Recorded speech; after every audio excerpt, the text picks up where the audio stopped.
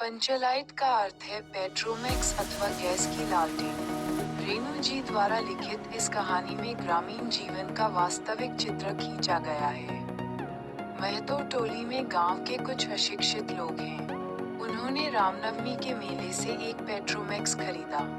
इस पेट्रोमैक्स को गांव वाले पंचलेट कहकर पुकारते थे। पंचलेट खरीदने के बाद जो 10 रुपये बच गए थे, उनसे पूजा की सामग्री आ गई। सबको पंचलेट आने की प्रसन्नता थी। इस खुशी में कीर्तन का आयोजन किया गया।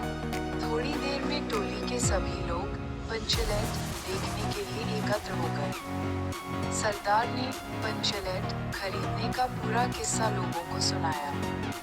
टोली के लोगों ने अपने सरदार और दीवान को श्रद्धा भरी नजरों से देखा। लेकिन प्रश्न ये पैदा हुआ कि पंचलेट को जलाएगा कौन? खरीदने से पहले किसी के मस्तिष्क में ये बात नहीं आई थी। यह निर्णय हुआ कि दूसरी पंचायत के आदमी की मदद से पंचलेट नहीं जलाया जाएगा, चाहे वह बिना जले ही पड़ा रहे। आज किसी ने अपने घर में दिबरी डिबिया भी नहीं जलाई। पंचलेट के न जलने से पंचों के चेहरे उतर गए। राजपूत टोली के लोग उनका मजाक बनाने लगे, लेकिन सबने धैर्यपूर्वक उस मजाक को सहन किया।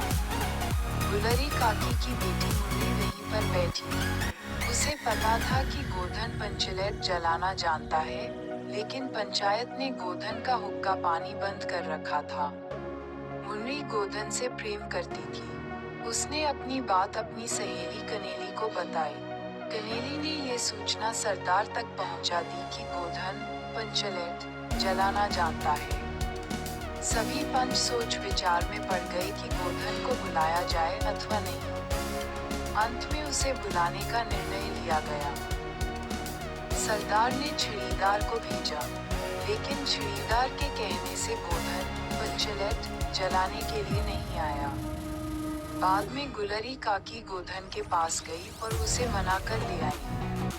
गोधन ने पूछा कि स्प्रिट कहाँ है? स्प्रिट का नाम सुनकर सभी लोग उदास हो गए, लेकिन गोधन ने अपनी होशियारी से गरी के तेल की सहायता से पंचलेट जला दिया।